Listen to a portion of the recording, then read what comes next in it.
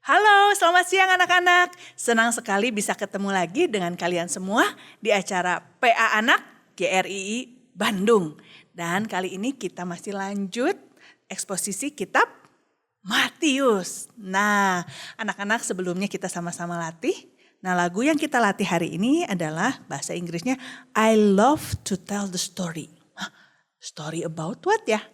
Aku suka mengabarkan. Kabarkannya, ceritanya tentang apa? Yuk kita sama-sama latih lagu ini ketiga baitnya ya.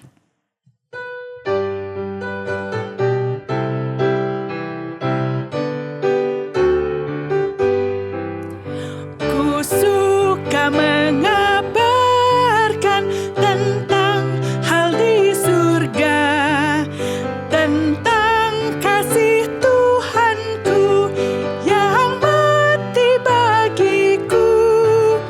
Ku suka mengabarkan tentang kuasa Injil, selamatkan kaum berdosa, dapat hidup kekal. Ku suka mengabarkan Injil Tuhan yang mulia, kabarkan kasih Yesus dan keselamatannya.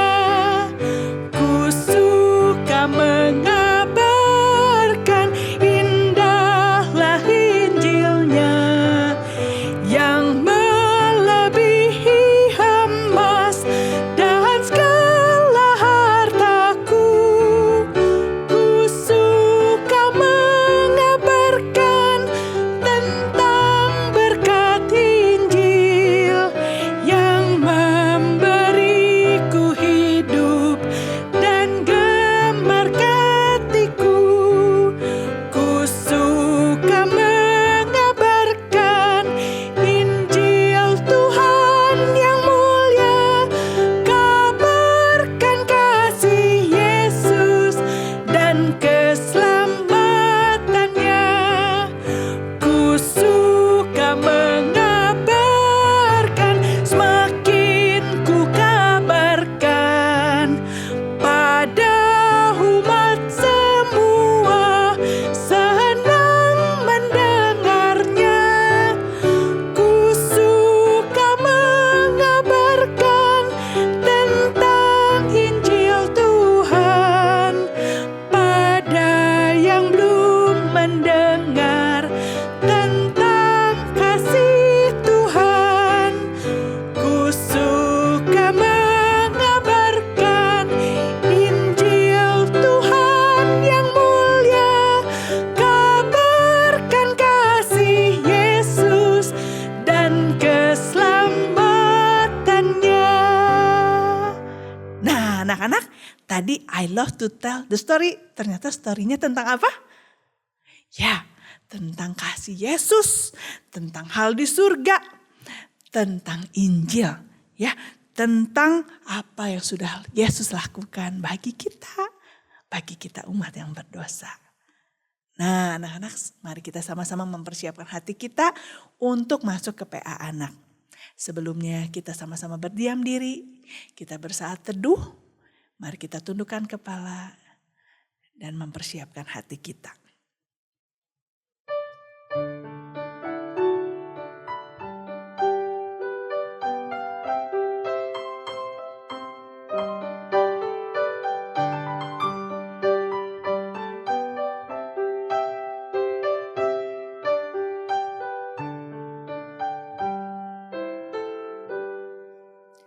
Tuhan, kami bersyukur, kami berterima kasih untuk kabar Injil yang boleh kami dengar, untuk kebenaran firman yang boleh kami dengar.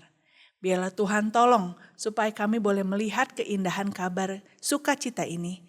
Kami boleh mendapatkan pengharapan, mendapatkan sukacita dan kekuatan melalui firman Tuhan, melalui kebenaran Injil. Biarlah ini bukan hanya kata orang saja, tapi kami sendiri boleh mengalami bagaimana Injil mengubah hidup kami. Bagaimana melalui Injil kami boleh mengenal Allah yang sejati dalam hidup kami. Tolong pimpin PA Anak kami hari ini Tuhan. supaya kami bisa mengerti, supaya kami bisa mendengar, dan kami juga mau taat melakukannya dalam hidup kami. Tuhan tolong pimpin. Dalam nama Tuhan Yesus kami berdoa, kami bersyukur. Amin.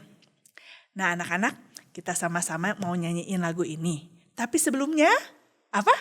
Ibu guru mau cerita sedikit ya tentang lagu ini. Lagu ini ditulis sama siapa sih? Kalau anak-anak lihat di layar ya, siapa nama penulisnya?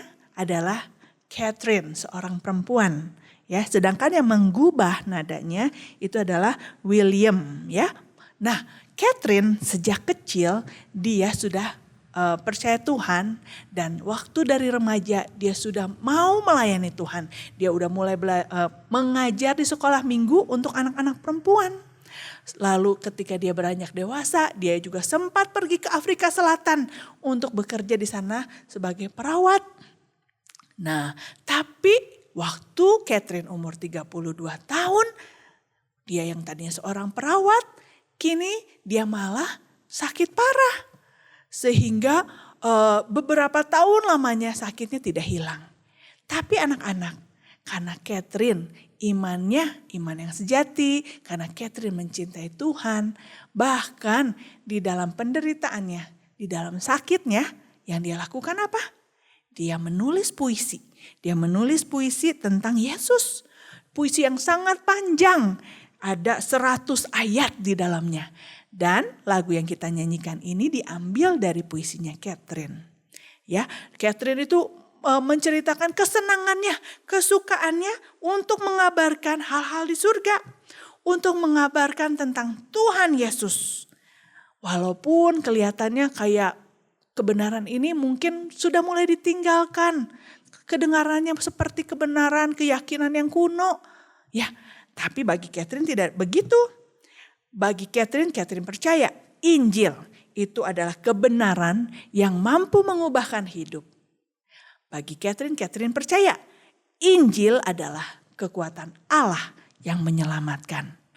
Nah, kalau Catherine sukanya cerita, tell the story about Jesus. How about us? Bagaimana dengan kita?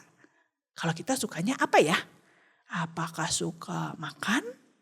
Apakah suka main game? Atau suka kabarin yang jelek-jelek? Pakai mulut kita untuk hal-hal yang tidak baik? Nah, hati-hati ya. Biarlah anak-anak, kesukaan terbesar kita adalah melakukan kehendak Tuhan. Biarlah apa yang menjadi joy-nya hati kita, menjadi kesukaan kita adalah menceritakan tentang Yesus. Yuk kita sama-sama nyanyikan lagu ini ketiga baitnya.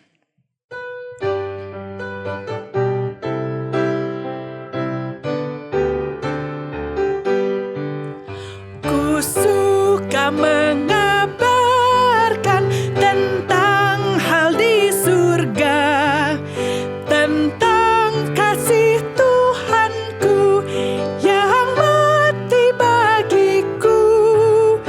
Ku suka mengabarkan tentang kuasa Injil, selamatkan kaum berdosa, dapat hidup kekal.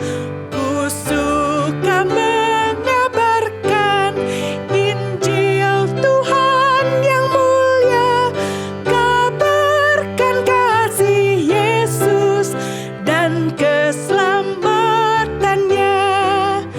Ku suka mengabarkan indahlah Injilnya yang melebihi emas dan segala hartaku. Ku suka mengabarkan tentang berkat Injil yang memberi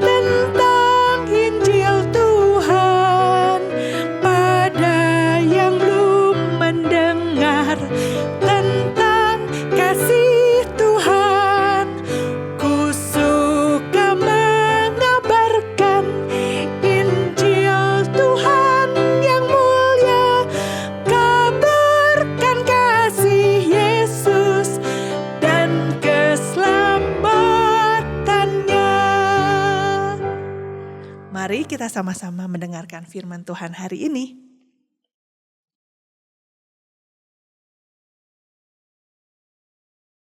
Selamat siang anak-anak semua, kita lanjutkan kembali pembahasan kita dari Injil Matius.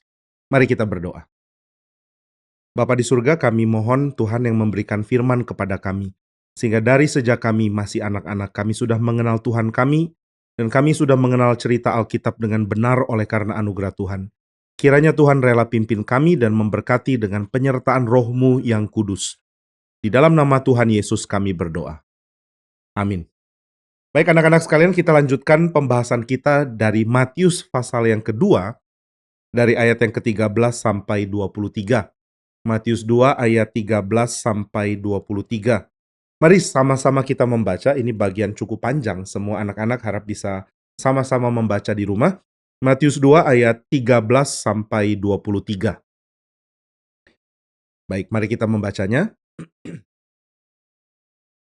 Setelah orang-orang Majus itu berangkat, nampaklah malaikat Tuhan kepada Yusuf dalam mimpi dan berkata, "Bangunlah, ambillah anak itu serta ibunya, larilah ke Mesir, dan tinggallah di sana sampai aku berfirman kepadamu, karena Herodes akan mencari anak itu untuk membunuh dia."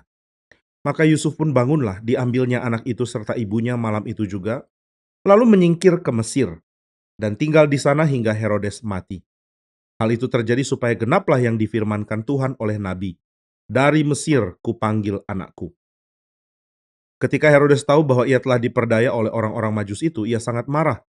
Lalu ia menyuruh membunuh semua anak di Betlehem dan sekitarnya, yaitu anak-anak yang berumur 2 tahun ke bawah, sesuai dengan waktu yang dapat diketahuinya dari orang-orang Majus itu. Dengan demikian genaplah firman yang disampaikan oleh Nabi Yeremia. Terdengarlah suara di Rama, tangis dan ratap yang amat sedih. Rahel menangisi anak-anaknya dan ia tidak mau dihibur sebab mereka tidak ada lagi. Setelah Herodes mati, nampaklah malaikat Tuhan kepada Yusuf dalam mimpi di Mesir. Katanya, "Bangunlah, ambillah anak itu serta ibunya dan berangkatlah ke tanah Israel, karena mereka yang hendak membunuh anak itu sudah mati." Lalu Yusuf pun bangunlah, diambilnya anak itu serta ibunya dan pergi ke tanah Israel. Tetapi setelah didengarnya bahwa Arkelaus menjadi raja di Yudea menggantikan Herodes ayahnya, ia takut ke sana. Karena dinasihati dalam mimpi, pergilah Yusuf ke Galilea. Setibanya di sana, ia pun tinggal di sebuah kota yang bernama Nazaret. Hal itu terjadi supaya genaplah firman yang disampaikan oleh nabi-nabi bahwa ia akan disebut orang Nazaret. Anak-anak sekalian, di sini kita membaca bahwa iblis berusaha untuk menghancurkan rencana Tuhan dengan membangkitkan marah dalam hati Herodes. Herodes tunggu-tunggu. Kapan orang-orang Majus yang sudah saya suruh datang kasih laporan itu kembali? Wah, tapi mereka tidak juga kembali. Mereka ambil jalan lain karena sudah dinasehati oleh malaikat bahwa mereka jangan kembali untuk ketemu Herodes. Wah, Herodes marah. Sudah tunggu berapa hari, sudah tunggu berapa lama, masih tetap tidak ketemu dengan orang-orang Majus itu. Dia mulai pikirkan rencana jahat. "Hei, semua anak buah, kumpul, datang ke sini. Saya punya rencana sangat penting. Kalian dengar satu-satu ya." Semua heran, ada apa ini? Raja Herodes panggil kita untuk tugas sangat penting. Saya mau semua tentara yang saya panggil, dengar baik-baik. Ada tugas untuk kalian. Kalian harus menumpas musuh. Wah, musuh yang mana nih? Siap, kami akan pergi menumpas musuh. Musuh yang harus ditumpas adalah semua anak-anak umur 2 ke bawah di Betlehem dan sekitar. Hah, semua tentara kaget. Kami harus bunuh anak. Loh, kenapa kami harus bunuh anak-anak? Jangan cerewet. Jangan pertanyakan perintah saya. Ini perintah harus dijalankan karena ada raja akan bangkit dan raja ini harus dibunuh supaya tidak menghancurkan kerajaan kita. Jadi kalian jangan ada rasa kasihan. Jangan ingin selamatkan siapapun. Pokoknya bunuh semua anak umur 2 tahun ke bawah tanpa pilih, tanpa kasihan. Tentara mana mau bunuh? Hati mereka begitu sedih. Masa kami mesti bunuh anak kecil? Nanti apa yang akan orang bilang? Apakah kami sudah kehilangan musuh sehingga kami harus perang dengan anak kecil? Wah, tapi kalau mereka bilang tidak mau, mereka pun takut. Mereka tahu kalau Herodes ini raja yang sangat sadis. Herodes berani bunuh istri sendiri. Herodes berani racuni keluarganya sendiri. Herodes berani bunuh mamanya sendiri. Ini orang yang gila, orang yang jahat, orang yang sangat gila kuasa.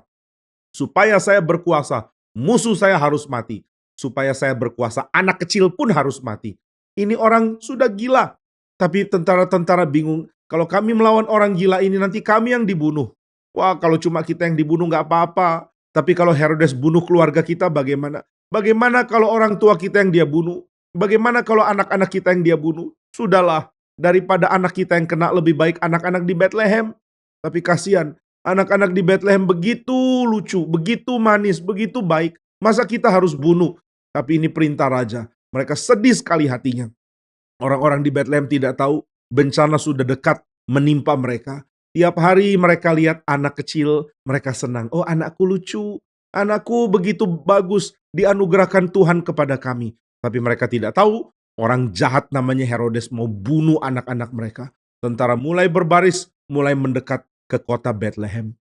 Wah, kalau anak-anak dimatikan, sedih sekali. Apalagi kalau anak dari Yusuf dan Maria, yaitu Yesus ikut mati. Kalau Yesus ikut mati, berarti juru selamat tidak berhasil menjalankan tugas. Berarti setan menang.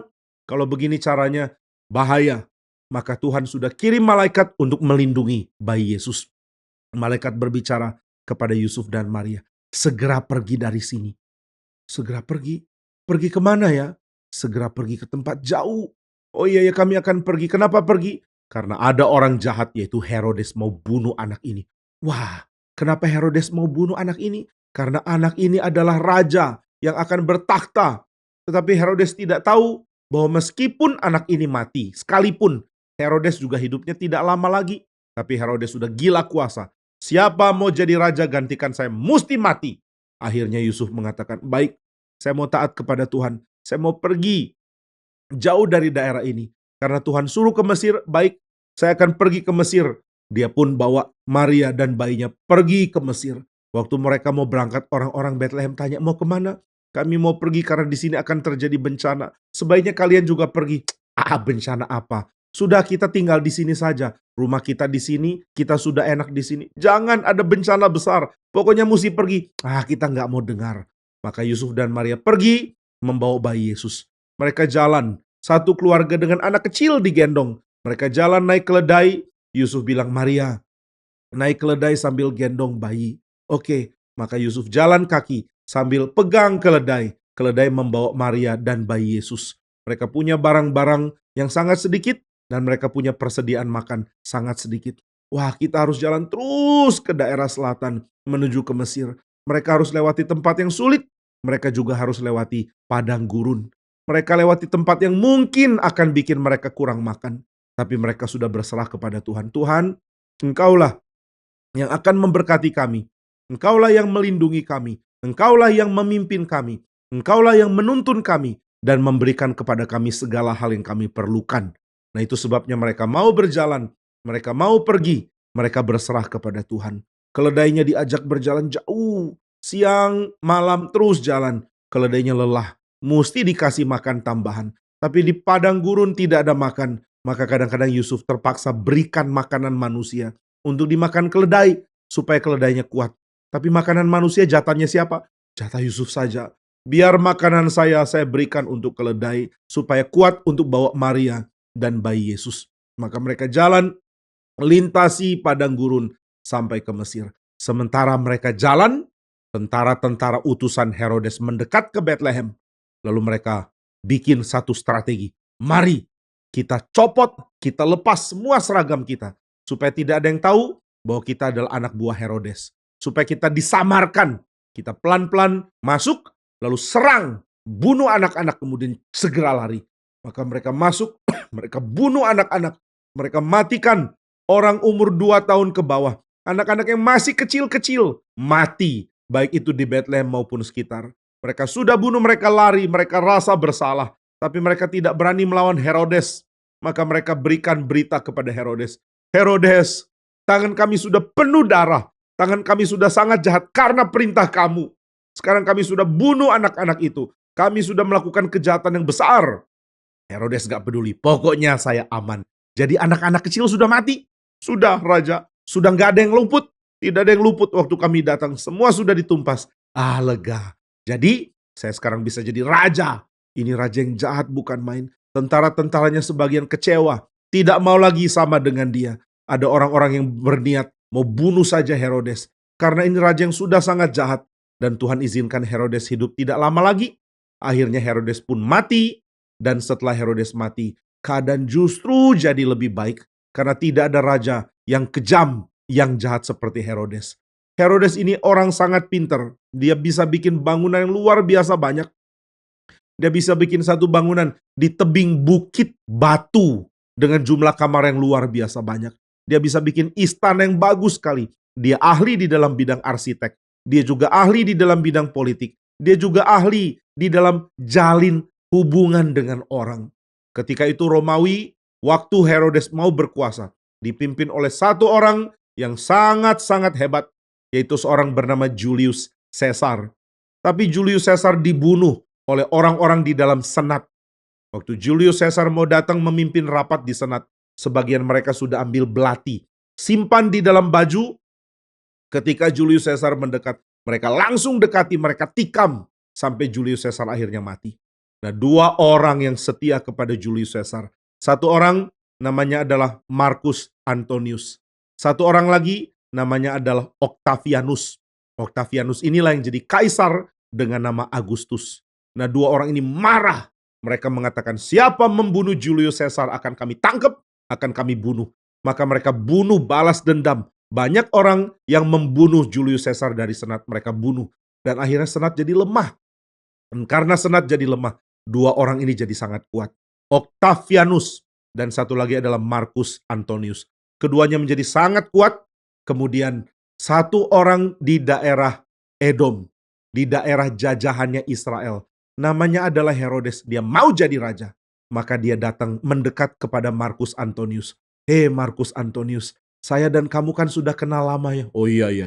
Ketika saya ada kampanye perang di daerah Mesir, kamu banyak dukung saya. Iya. Apa yang kami dari Romawi bisa bantu untuk kamu? Begini, Marcus Antonius, saya ini sangat ingin supaya bisa ada kedamaian di daerah Palestina dan Yudea. Jadi saya sangat ingin dapat kuasa dari Roma supaya saya bisa menjadi penguasa di daerah itu. Nanti saya akan setia kepada kamu. Wah, Marcus Antonius senang. Jadi kamu akan memastikan ya, kamu memastikan bahwa semua kekuatan dari orang-orang Israel, orang-orang Palestina, orang-orang Yudea tunduk kepada saya? Iya, saya berjanji. Oke, kalau gitu saya akan usahakan supaya kamu jadi pemimpin. Saya akan bicara kepada teman-teman saya, kepada senat, dan juga kepada satu orang rekan yang sekarang sudah mulai membenci saya. Namanya Octavianus. Loh, Octavianus itu juga jenderal yang hebat. Kalian berdua bermusuhan ya? Iya, kami bermusuhan. Wah, Herodes pintar sekali. Dia sudah tahu kalau dua ini orang hebat bermusuhan. Berarti salah satu akan serang yang lain untuk menjadi kaisar di Romawi. Wah, dia hati-hati sekali. Kira-kira siapa yang akan menang ya? Marcus Antonius atau Octavianus? Dia terus perhatikan. Ternyata Marcus Antonius meskipun jadi pemimpin yang kuat, tapi gampang sekali menjadi lemah karena perempuan. Dia jatuh cinta dengan seorang Firaun, seorang ratu dari Mesir namanya Cleopatra. Dia jatuh cinta dan dia jadi lemah. Maka Herodes tahu, oh kalau begini bukan Marcus Antonius yang akan jadi pemimpin. Pasti Octavian yang akan menang. Kalau gitu saya mesti berteman dengan Octavian, bukan dengan Marcus Antonius. Salah. Kenapa saya malah bertemannya dengan Marcus Antonius? Maka dia kunjungi Octavian. Octavian, jenderal yang terhormat. Nama saya Herodes, saya orang Edom dari Palestina di Israel. Hah, kamu saya kenal, kata Octavian. Kamu kan temannya musuhku, Marcus Antonius. Oh iya, saya teman dengan Romawi, bukan teman dengan Marcus Antonius. Karena Marcus Antonius pemimpin Romawi, maka saya hormat, saya dekat, dan saya jalin relasi dengan dia. Tapi kan dia bukan satu-satunya pemimpin. Ada pemimpin yang lebih hebat namanya Bapak Octavian. Seorang jenderal yang hebat. Maka saya pun harus jalin relasi dengan Bapak. Wah, kamu pura-pura ya. Kamu pura-pura supaya bisa dapat rahasia saya. Supaya dibocorkan untuk temanmu, Marcus Antonius. Oh bukan. Saya justru datang ke Bapak untuk memastikan kalau suatu saat saya diizinkan menjadi pemimpin di daerah Palestina dan Israel. Saya berjanji akan memberikan uang sebagai persembahan, sebagai pajak yang besar sekali kepada Bapak Jenderal Octavian, ini janji saya. Maka saya datang untuk menyatakan saya bersumpah setia kepada Roma. Wah, Octavian mau minta bukti. Mana buktinya? Oh begini, Bapak kan ada perang ya dengan orang-orang di daerah Mesopotamia. Perlu uang banyak kan ya? Iya, untuk kasih makan tentara, untuk pergi berperang, untuk beli pedang, untuk beli baju zirah, untuk beli baju perang, untuk beli tameng, untuk memberi makan mereka, menggaji mereka. Mahal sekali, perlu uang banyak sekali. Nah, di depan saya sudah bawa berpeti-peti harta dari Edom tempat saya untuk Anda. Saya juga akan desain kota untuk menghormati Bapak Octavian yang terhormat supaya engkau dikenal orang. Wah, kamu memang bisa desain? Saya juga arsitek yang hebat. Wah, Octavian jadi senang. Senang juga punya teman seperti kamu. Oh, terima kasih. Mohon kalau diizinkan saya didukung sebagai raja di daerah Palestina dan Israel. Iya, ya, nanti saya pertimbangkan, kata Octavian. Akhirnya Octavian dan Marcus Antonius perang. Benar-benar yang dipikirkan oleh Herodes terjadi. Dua orang ini mau jadi kaisar. Marcus Antonius mau jadi kaisar.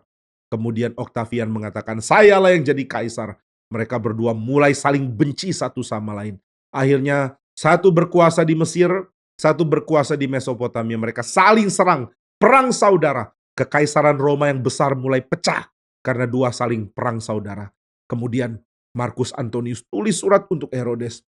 Herodes temanku, aku sedang berperang. Mohon berikan tempatmu untuk menjadi tempat istirahat tentaraku. Dan mohon berikan sejumlah uang, dukung saya perang. Nanti saya akan jadikan engkau raja di Israel. Tapi Herodes dapat surat itu, dia bingung. Saya harus berpihak siapa ya? Marcus Antonius atau Octavian? Dia kirim mata-mata, lalu dia tanya mata-mata. Di dalam peperangan siapa yang lebih kuat? Marcus Antonius atau Octavian? Tentara-tentara mata-mata dia mengatakan, Octavian jauh lebih berstrategi. Dia jauh lebih pintar daripada Marcus Antonius. Oke, maka dia balas surat dari Marcus Antonius. Marcus Antonius, kamu harus menyerah karena Octavian jauh lebih kuat dari kamu. Segera menyerah dan tunduk. Inilah yang saya inginkan kamu lakukan. Dia kirim surat itu, dia juga kirim kopinya ke Octavian. Waktu Octavian lihat, wah, Herodes kirim surat supaya Marcus Antonius tunduk kepada saya. Berarti Herodes memang benar teman saya. Akhirnya mereka perang, makin lama perang, makin lama Marcus Antonius makin lemah. Akhirnya yang menang adalah Octavian.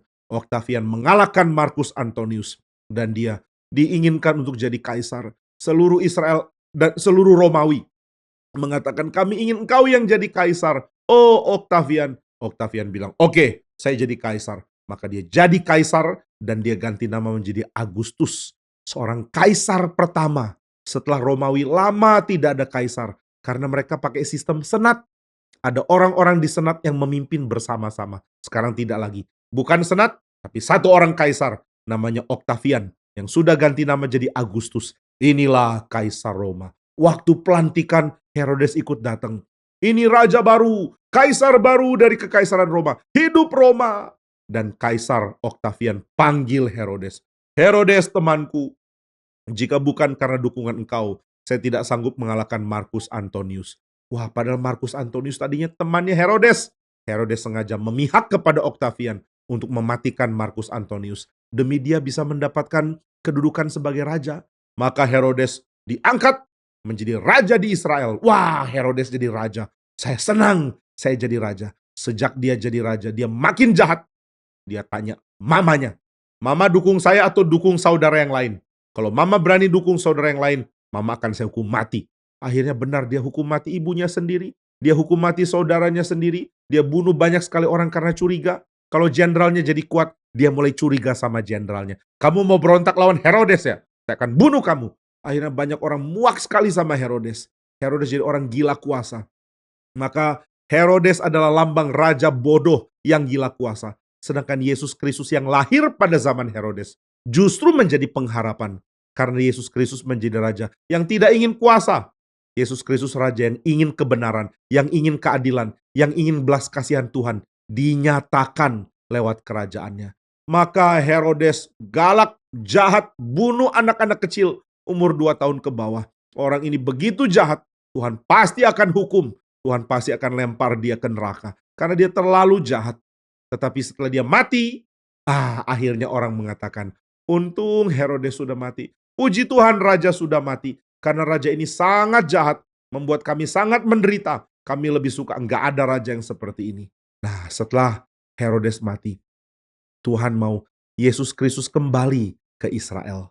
Wah, di mana Yesus Kristus? Yesus Kristus masih kecil dan ada di daerah Mesir. Wah, kok mirip Musa ya? Musa juga menjadi orang yang dipelihara di Mesir. Yesus Kristus juga sama. Dua-duanya adalah pemimpin Israel, tapi Yesus Kristus itu yang menggenapi Musa. Yesus mirip Musa karena Yesus adalah Musa yang sejati. Dialah pemimpin yang sejati, bukan Musa. Musa itu adalah simbol. Yesus adalah penggenapan raja yang Tuhan utus.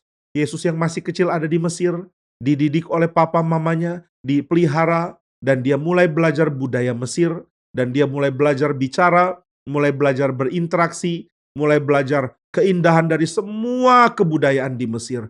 Mesir itu maju sekali, maka orang tuanya juga senang bisa dapat kesempatan lihat Mesir, bisa dapat kesempatan tinggal di Mesir. Tapi Tuhan tidak ingin Yusuf, Maria, dan Yesus senang tinggal di Mesir karena Mesirnya maju. Wah, kalau boleh tinggal di Mesir senang juga ya. Tapi Tuhan berikan peringatan lewat mimpi. Hei Yusuf, kembalilah ke Israel. Oh iya, saya mesti kembali ke Israel karena saya orang Israel. Saya tidak boleh senang di negeri orang, tapi mengabaikan perjuangan di negeri sendiri. Baik, kita mesti kembali. Maka Yusuf membawa Maria dan membawa Yesus jalan lagi. Jalan terus dari Mesir sampai ke Israel. Sampai di Israel, baru mereka masuk. Mereka ada di satu tempat untuk cari makan. Mereka masuk ke sebuah pasar, lalu membeli makan. Bolehkah kami membeli makanan ini? Oh silakan. Ada rotinya, ada daging, silakan. Oh terima kasih. Maaf, kami ini baru datang dari Mesir. Setelah sekian lama tinggal di Mesir. Boleh tahukah keadaan di Israel seperti apa? Oh boleh, boleh. Kamu mau tahu apa? Oh ya, saya ini orang Bethlehem. Ingin tahu siapa yang jadi raja ya? Dengar-dengar Herodes sudah mati ya? Ya, Herodes yang jahat itu sudah mati. Puji Tuhan, nggak ada raja jahat seperti itu. Maka dia mati, itu lebih baik. Sekarang siapa yang memimpin? Oh yang memimpin ada beberapa orang. Ada raja yang mirip Herodes jahat, ada yang lumayan baik. Oh gitu ya. Lalu boleh tahu, Bethlehem daerahnya dipimpin siapa? Oh itu dipimpin seorang namanya Arkelaus. Waduh, kenapa waduh? Maria tanya Yusuf. Ada apa Yusuf? Aduh, ini orang juga jahat. Mirip dengan Herodes. Wah, kita tinggal di situ atau jangan? Waduh, kalau jahat bagaimana? Ya sudah kita jangan tinggal di Bethlehem. Kalau nggak di Bethlehem, tinggal di mana? Ayo kita coba cari, adakah keluarga kita? Kita kan dari Nazaret. Coba kita lihat di Nazaret, masih adakah sanak saudara? Masih adakah keluarga? Nanti kita minta izin sewa tempat untuk tinggal di tempat mereka. Uang kita sangat terbatas, tapi kita mesti bayar supaya bisa tinggal. Ayo kita jalan lagi ke Nazaret. Loh di Nazaret pemimpinnya siapa? Di Nazaret lebih terbuka. Dan di Nazaret juga di Israel Utara sangat bersifat internasional. Banyak orang datang ke situ berdagang sehingga mereka tidak terlalu ketat di dalam pemimpin pemerintahan dan di dalam menindas rakyat. Wah kalau gitu di Nazaret lebih baik. Ayo kita pergi ke sana. Maka mereka pergi ke sana dan mereka tinggal di Nazaret. Wah kenapa pilih Nazaret? Waktu ada orang tanya, Yusuf kenapa tidak kembali ke Bethlehem? Yusuf bilang, maaf kami tidak balik lagi ke Bethlehem. Kami mau jalan terus. Ayo mampir ke Bethlehem. Gak bisa. Kenapa gak bisa? Karena kami mau tinggal di Nazaret. Hah? Kenapa tinggal di Nazaret? Nazaret kan tempat jelek. Di sana banyak orang jahat. Di sana orang tidak beragama. Kamu kalau mau jadi orang saleh, jangan tinggal di Nazaret. Ayo tinggal di Bethlehem. Kalau nggak ada, ayo tinggal di Yerusalem. Kalau nggak ada, tinggal di pinggir dari lembah Yerusalem. Pokoknya jangan jauh-jauh dari Yudea. Kamu jangan pergi ke utara, ke Kaisarea, apalagi ke Nazaret. Jangan. Yusuf bilang, aduh cuma di situ tempat kami. Sudahlah, kita tanya Tuhan dulu bagaimana. Tuhan bagaimana? Ternyata Tuhan pimpin segera ke Nazaret dan tinggal di sana. Akhirnya Yusuf dikenal sebagai orang Nazaret. Padahal tadinya dia orang Bethlehem. Yesus bagaimana? Sama.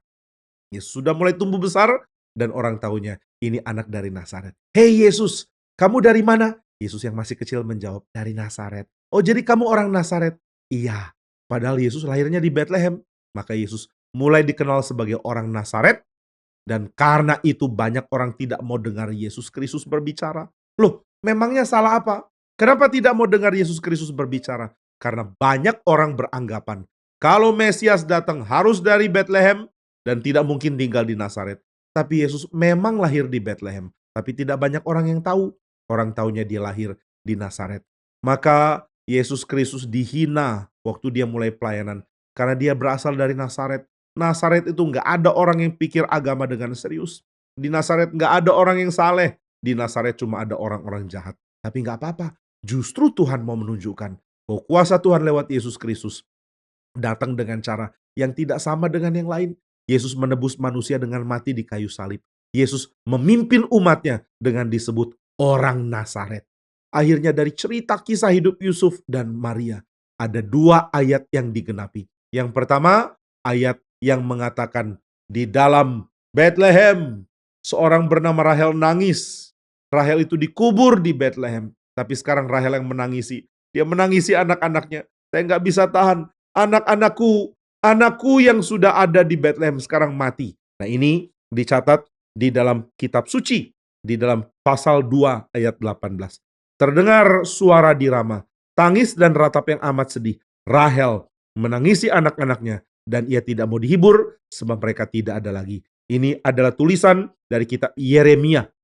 Dan ini terjadi karena banyak orang menangis di Bethlehem karena anak-anak mereka dimatikan. Lalu yang kedua, ayat yang ke-23. Setibanya di sana ia pun tinggal di sebuah kota yang bernama Nazaret. Hal itu terjadi supaya genaplah firman yang disampaikan oleh nabi-nabi bahwa ia akan disebut orang Nazaret. Loh, ini firmannya dari mana? Ini firman bukan dari nabi khusus, tapi ini firman dari nabi-nabi yang berbicara bahwa Yesus akan dianggap orang rendah, dianggap orang yang tidak layak memimpin, dianggap orang yang penuh dosa.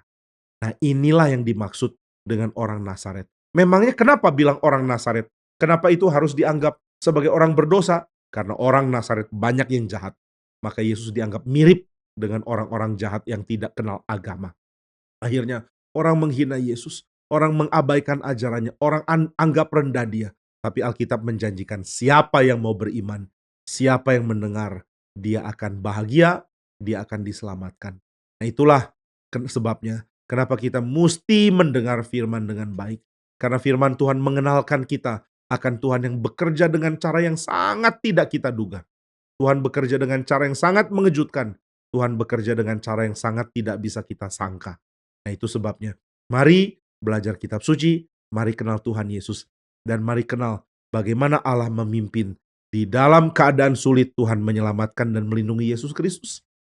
Dan ketika Yesus Kristus kembali, Tuhan mengizinkan dia dianggap orang yang rendah secara rohani. Dianggap bukan orang penting. Supaya siapa yang beriman, bukan beriman karena Yesus sudah orang penting, tapi beriman karena tahu Yesus adalah Mesias yang diutus oleh Allah Bapa di surga. Inilah firman Tuhan untuk kita pada hari ini. Kita akan lanjutkan kembali Sabtu yang akan datang. Kita akan lanjutkan pembahasan dari Matius. Di dalam Sabtu yang akan datang kita akan belajar tentang Yohanes Pembaptis. Mari kita berdoa. Bapa di surga, tolonglah kami supaya kami makin mengenal Tuhan yang penuh dengan anugerah, penuh dengan cinta kasih, namun juga penuh dengan cara bekerja yang mengagumkan bagi kami. Kiranya Tuhan tolong kami makin mengenal Tuhan, dan tolong kami dari sejak kami masih anak-anak, kami belajar mencintai Tuhan karena mengerti firman. Di dalam nama Tuhan Yesus, kami berdoa dan bersyukur. Amin. Baik anak-anak sekalian, sampai di sini PA Anak Kita Sabtu ini. Tuhan memberkati anak-anak sekalian.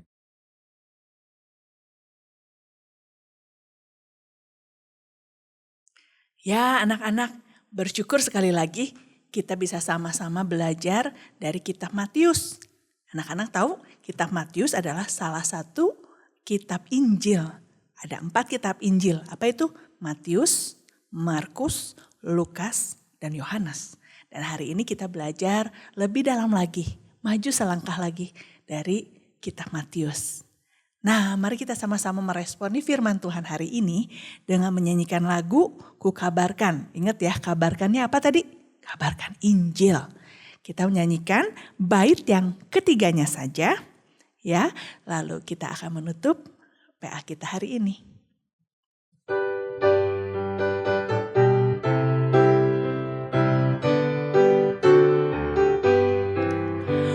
Ku suka mengabarkan, semakin ku kabarkan pada umat semua, senang mendengarnya. Ku suka mengabarkan tentang Injil Tuhan pada yang belum mendengar tentang kasih Tuhan. Ku suka mengabarkan Injil Tuhan yang mulia, kabarkan kasih Yesus dan keselamatannya. Sampai jumpa di acara PA Anak berikutnya. Bye.